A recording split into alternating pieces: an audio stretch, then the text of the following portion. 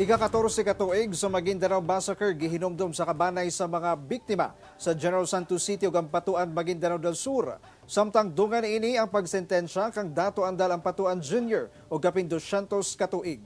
Ani ang report. Sa paghinumdum sa ika-14 katuig sa Maguindanao Massacre, nagtapok ang kabanay sa mga biktima sa gikonsiderang pinakadugoon nga election-related incident sa kasaysayan sa nasod.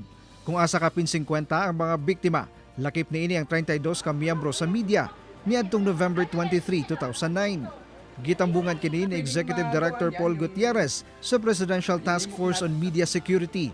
Nagpahigayon sila og candlelighting sa lubnganan sa 13 ka mga biktima nga gilubong sa Forest Lake sa General Santos City. Meron kasing meron nga kasing apela sa Court of Appeals, no? So that is among the things na ipaparating po natin sa ating administrasyon without interfering with the court processes, no?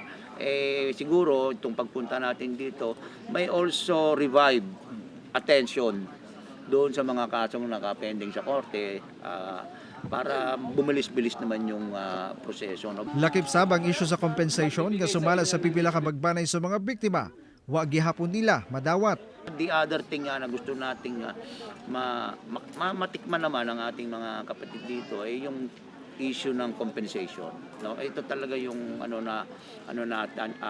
alam kong kailangan nila, no? At hindi nga ito matatawag na panunuol, kundi bahagi ito ng hustisyang nararapat dun sa mga pamilya. So Gani, emosyonal nga nagpadanga sa sentimiento ang anak sa usa sa mga biktima. Marami nang namatay ng mga pamilya. Then hindi pa nakakamit yung hustisya.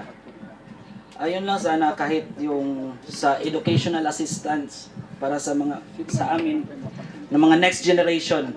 Gidasig sabang pamilya sa mga biktima nga magmugna og kooperatiba. ay magkaisa na yung lahat ng pamilya ng biktima, magbuo ng isang organisasyon, NGO, foundation, or kooperatiba, di ba? Para we can move on habang patuloy nating inilalaban itong kasong ito. They can move on at magkaroon naman ng pagbabago dun sa kanilang sitwasyon sa ngayon. Sir, una ni ini, giduaw na ni Yusek Gutierrez ug mga kabanay ug higala ang massacre site sa Ampatuan sa Maguindanao del Sur. Samtang dungan sa paghinumdum sa Maguindanao Massacre, gisentensyahan og 210 years nga pagkapriso si Dato Andal Ampatuan Jr. tungod sa 21 ka kasong graft.